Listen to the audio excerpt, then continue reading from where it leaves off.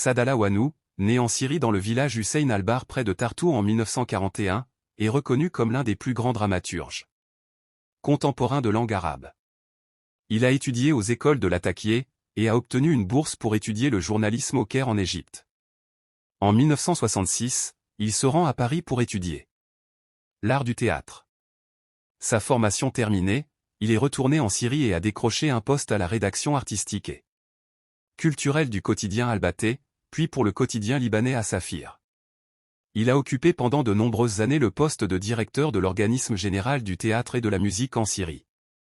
Au début des années 60, Saadallah Wanou a débuté sa carrière d'auteur dramatique en écrivant des pièces en un acte.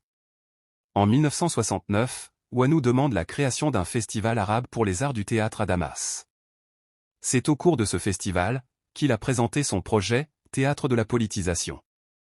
Son intention était de faire jouer au théâtre un rôle plus positif dans le processus de changement social et politique. À la fin des années 1970, Wanou a participé à la création de l'Institut supérieur d'art dramatique à Damas où il travaillait en tant qu'enseignant. Il a publié la revue Hayat al-Masra, La vie du théâtre, dont il était rédacteur en chef. Profondément marqué par l'agression israélienne au Liban en 1982, Wanou disparaissait, et a interrompu longuement sa carrière de dramaturge cessant sa production théâtrale pendant une décennie.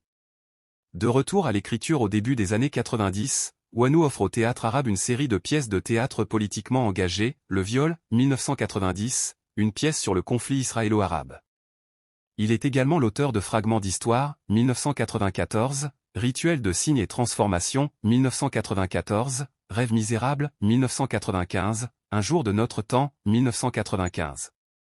L'UNESCO l'avait chargé d'écrire le « Manifeste » dans le cadre de la lettre annuelle qu'un dramaturge adresse chaque année. Saadallah Wanou était le premier dramaturge arabe à écrire la lettre internationale à la Journée mondiale du théâtre, 27 mars 1996.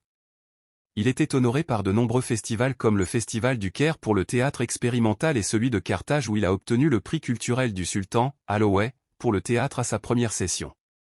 Il était très malade et avait eu cette phrase reprise souvent, « Nous sommes condamnés à espérer ». L'écrivain syrien Saadallah Wanou, 56 ans, l'un des plus importants écrivains de théâtre arabe, est décédé le 15 mai 1997 à Damas des suites d'un cancer. Parmi les pièces remarquées de Wanou, on compte Elfan, Le roi de tous les temps, 1969, Le roi et le roi, 1977, et Le voyage d'Antala du sommeil à la conscience, 1978.